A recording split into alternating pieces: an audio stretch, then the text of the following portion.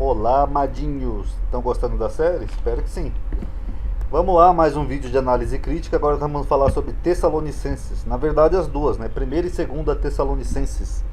Eu tinha falado em alguns vídeos anteriores, né? Eu até mostrei, né, vários Paulos, onde eu mostrei as possibilidades teológicas, né, de que Paulo seria o autor de umas epístolas e um outro pseudo Paulo, uma pessoa usando o nome de Paulo, seria o autor de outras, correto? E eu vou de vez em quando, eventualmente, mostrar o porquê que se chega a essas conclusões e quais seriam as diferenças entre um Paulo e outro. Claro que não dá para mostrar tudo no vídeo. Então nós vamos começar com Tessalonicenses, tá bom? Na primeira epístola aos Tessalonicenses, Paulo diz que Cristo viria em breve. Esse em breve aqui é porque Paulo se situa na época em que Cristo viria. Olha aqui, ó, pus aqui engrifado, a partir aqui do versículo. Ó. Dizemos, pois, isto pela palavra do Senhor, que nós é o primeiro pronome do plural, então Paulo se inclui no grupo, os que ficarmos vivos, ele está dizendo que algumas pessoas ficariam vivas ainda, permaneceriam vivas, para a vinda do Senhor, ou seja, para a vinda de Jesus. E não precederemos os que dormem, ou seja, aqueles que já morreram. Aí ele até repete aqui, ó. Depois nós, os que ficarmos vivos, seremos arrebatados com ele nas nuvens, a encontrar o Senhor no ares, e estaremos sempre com o Senhor. Portanto, consolai-vos uns aos outros. Consolai-vos quem? A comunidade para quem ele está escrevendo, ali em Tessalônica, para uns consolarem os outros. Olha, a gente não vai preceder os que dormem não, os que já morreram. Nós vamos ficar vivos, alguns de nós, para a vinda do Senhor, e ele vai levar a gente nos ares. Tá bom, tudo bem. Aqui no capítulo 5, ele ainda dá uma outra pista, né, que ele fala assim, ó, vós mesmos sabeis muito bem que o dia do Senhor virá como um ladrão de noite, de repente. Vós quem? Os Tessalonicenses. Então, esse evento era esperado para aquela época, correto? Inclusive, as igrejas usam muito esse versículo aqui, né, por causa do arrebatamento. Fazem até filmes, né, de Hollywood, né? Enfim.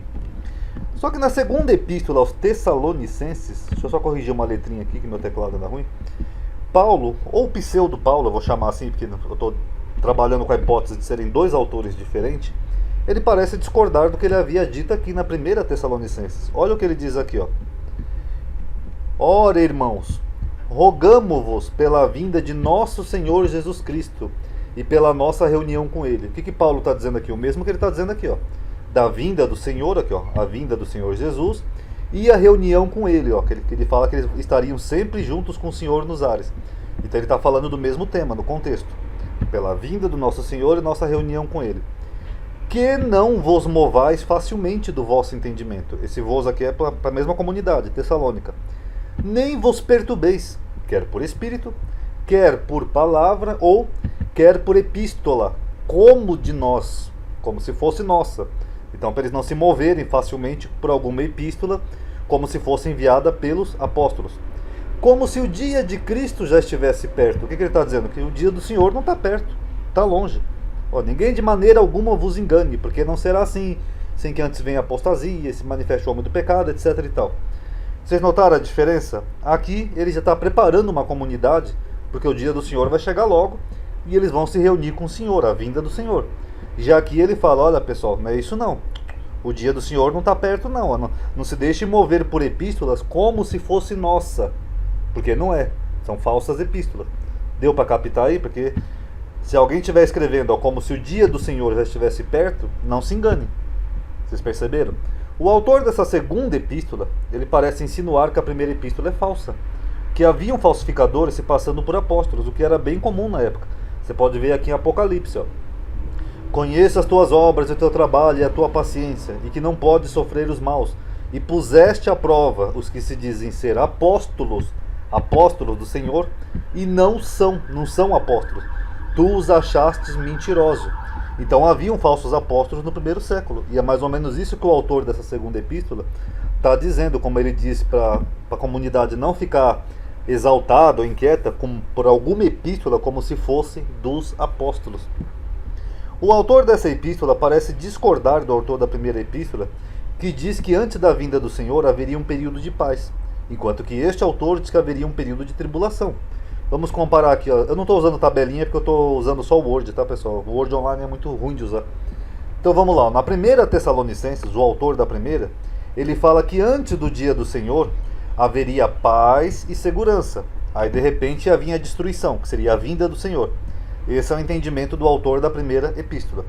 Já o autor da segunda epístola, ele fala que antes da vinda do Senhor, iria se manifestar o homem do pecado, filho da perdição. Então não haveria paz e segurança, haveria um momento de perseguição, de tribulação, de um homem que queria perseguir todo mundo.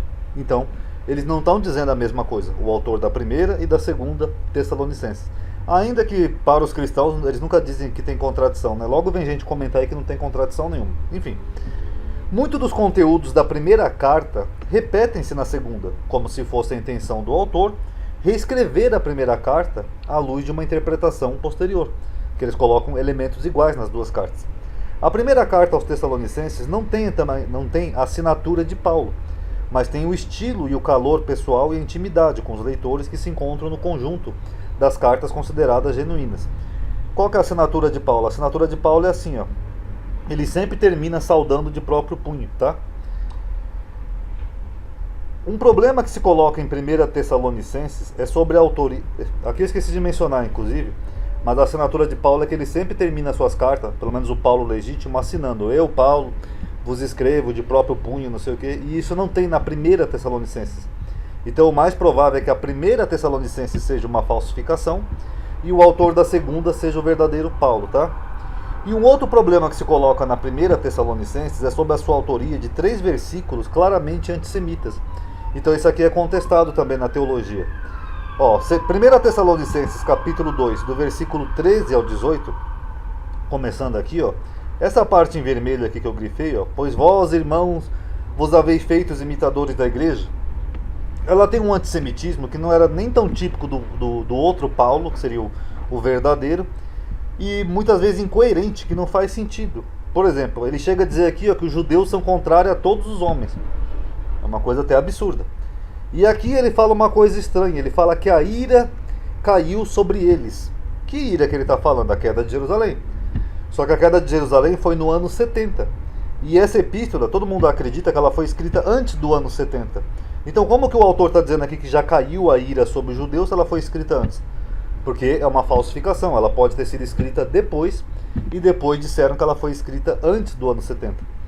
Nos versículos suspeitos, esses aqui mostrados com parênteses, Paulo estaria dizendo o seguinte: os judeus mataram Jesus e os profetas, é mentira. Os judeus não agradam a Deus, é mentira. Os judeus são contrários a todos os homens, é absurdo. Os judeus perseguiam os cristãos da Judéia, não tem muito registro disso. Os judeus impediam os gentios de se tornarem crentes. E até que finalmente a ira de Deus caiu sobre eles.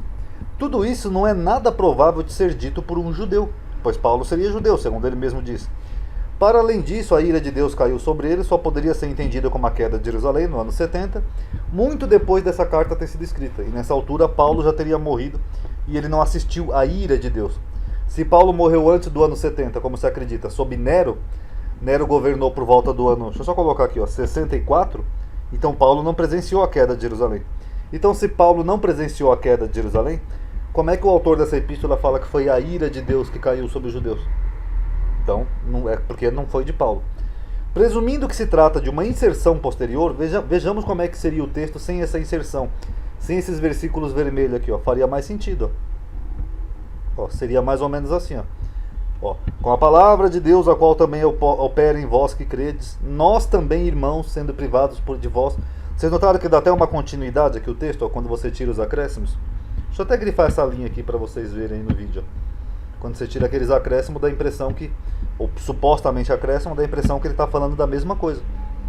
Então parece que esses versículos aqui foram inseridos posteriormente, e provavelmente não foi nem por Paulo, porque o autor está falando da queda de Jerusalém. E o autor da 1 Tessalonicenses e da 2 Tessalonicenses não parecem ser o mesmo. O mais provável, dá a entender, pelo menos assim, fazendo uma análise por alto, ou assim minuciosa que a gente está fazendo, é que o autor da 2 seria Paulo, e o autor da 1 seria um falsificador, usando talvez até o nome de Paulo. Por isso que Paulo diz aqui, ó, não vos perturbeis, quer por espírito, por palavra, ou quer por epístola, como se viesse de nós, como se o dia do Senhor já estivesse perto, tá bom? Então analisem aí e tirem suas conclusões. Paz a todos.